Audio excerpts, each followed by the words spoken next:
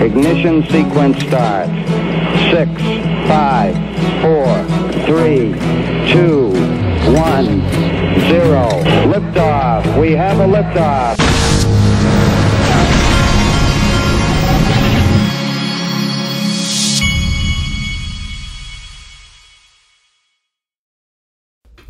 Hey everybody, this is the Digital Asset Investor, and I've been having a problem. See, there's this dilemma that not just wives but women put us in, and you young guys out there, if you're listening, listen up close right now, because don't ever fall. It's a trap. Don't ever fall for the whole thing. Like if your wife or girlfriend tells you, hey, well, you can just give me, let's just go ahead and you go ahead and buy me something for Christmas, but I want this particular thing, so just buy that and give it to me. You don't have to have something for me to unwrap on Christmas. That's a trap, guys. I'm telling you, that's a trap. My wife, and I think my wife actually tries to set that trap for me sometimes. And so I have hounded and hounded and hounded. I refuse to go down that road. And so it's like I feel like we're playing some kind of game sometimes, and it's almost like if I didn't know better, it's almost like they want you to fall into that trap. So no matter what, the lesson, guys, is this: no matter what, you better have something, and probably multiple somethings, on Christmas for them to open. It doesn't matter if they told you, well, just get me that and we'll call it even. No. That's a mistake. Okay, moving along, we'll talk about crypto now. Okay, this is from BitBoy. Interesting clip. If Judge Torres denies SEC's motion to strike the fair notice defense and Judge Netburn overrules the SEC's claim that Bitcoin, Ethereum, and XRP documents are privileged, Dirty Gary and the SEC could be facing a very significant precedent-setting loss with huge implications. And I told you guys before, I don't think that's going to happen because everything's going to be redacted and sealed. That's kind of the deal with this, is that XRP gets to shed the label, but there's not precedent for other crypto going forward. So the SEC can go after any crypto that is not in their financial cartel. The implications cause SEC to avoid a trial or summary judgment. If XRP were to hit $5, Ripple could sell 10% of the monthly unlocked escrow and pay a settlement fine totaling as high as $500 million. Hey, look, let me tell you what. I think that he's right about this, and I'll tell you why. Let me tell you what. If there's anything in life that Gary Gensler and the SEC want, it is all of us out here to quit talking about this, because this is a complete and utter embarrassment. But it's bigger than that. It's not just, if we had not discovered, I won't call it corruption, but I'll call it as close as you can get to that as you can possibly see. There are things that have been found out in the course of people in social media making videos and doing tweets that these people want to go away. It has to go away. I'll take it that far. They need it to go away. What's happened in social media was their worst nightmare. And for a guy like Gary Gensler, who intentionally, and I do mean intentionally, wants to keep things vague, which gives him more power. As long as it's a moving target, what the regulations are, he can go after you and say you owe him a big amount of money. And if you're not as big as Ripple, he'll probably be able to get it a lot quicker. And because people want their lawsuits to go away. So make no mistake, they want it to go away. They need it to go away. So I think he's right there. I think that they have to have this thing close out in secret.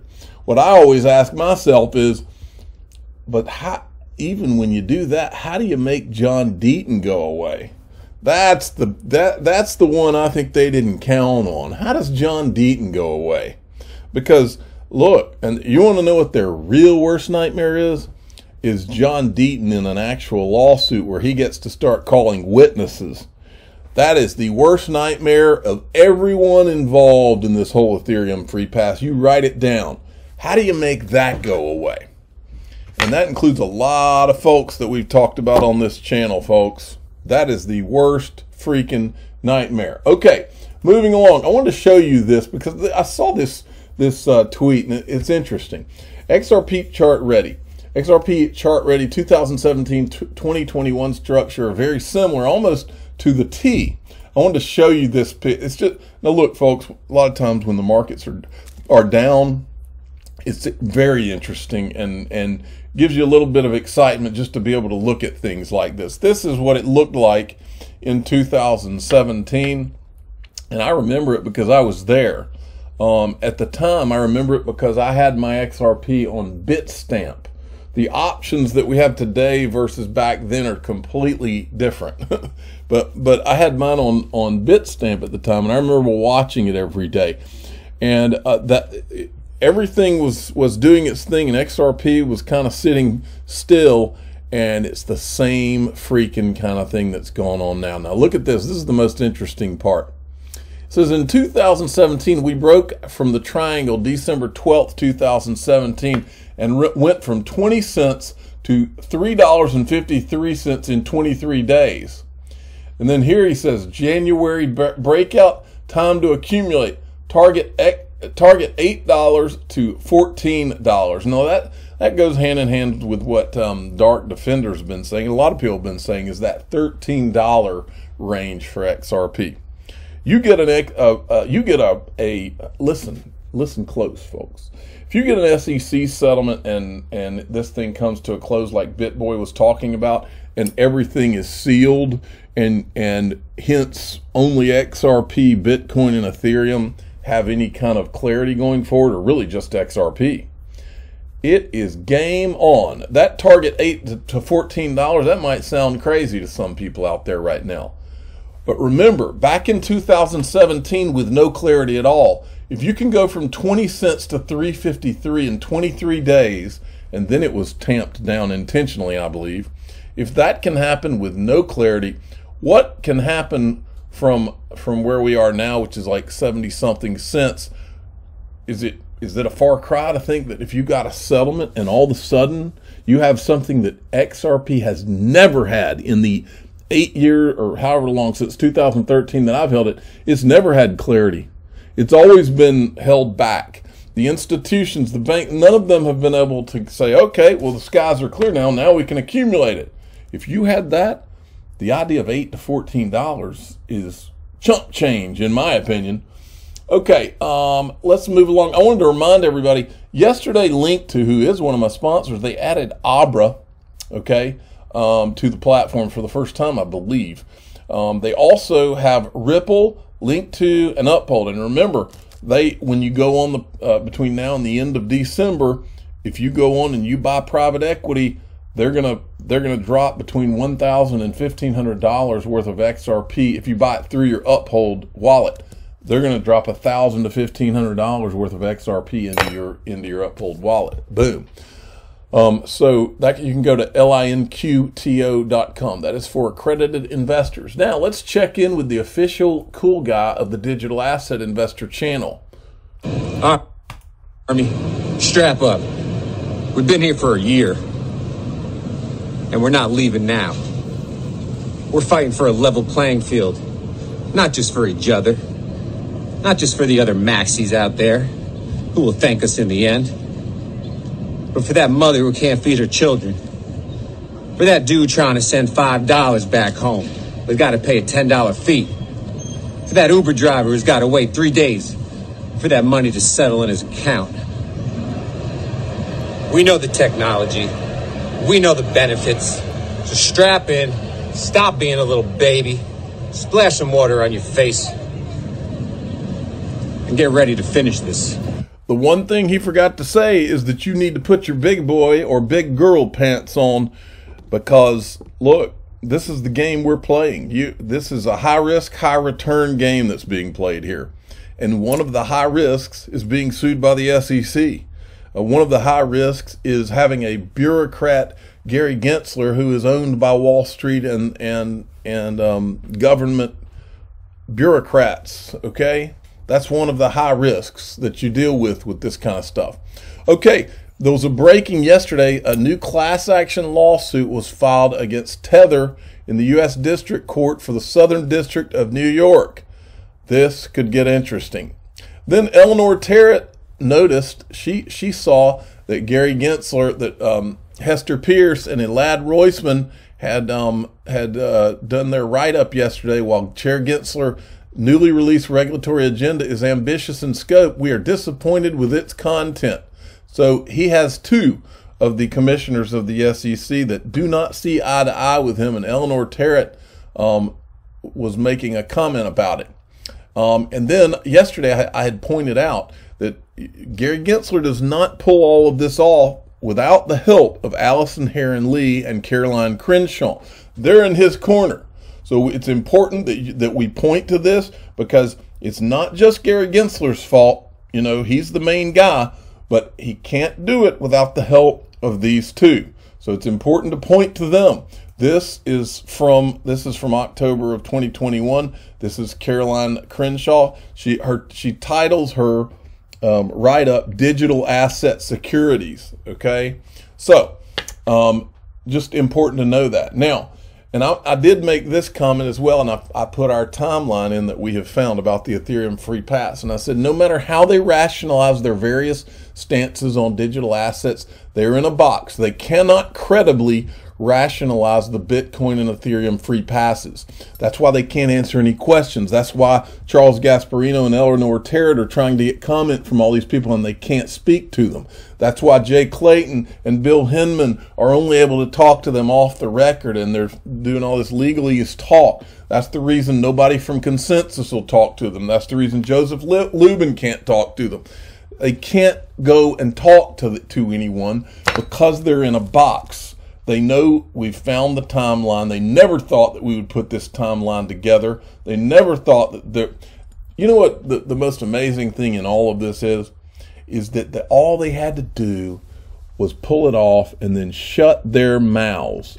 They, as they said in their own words, when they tried to engineer the Ethereum free pass, they tried to keep that safe harbor document secret. It was leaked, okay? So that means there was somebody that was a good guy somewhere in there, okay? You know what I say? I've never said this on this channel, but to the person that leaked, because remember, Nancy Wotas told us in video, she said that they tried to keep the safe harbor memo confidential, but it was leaked.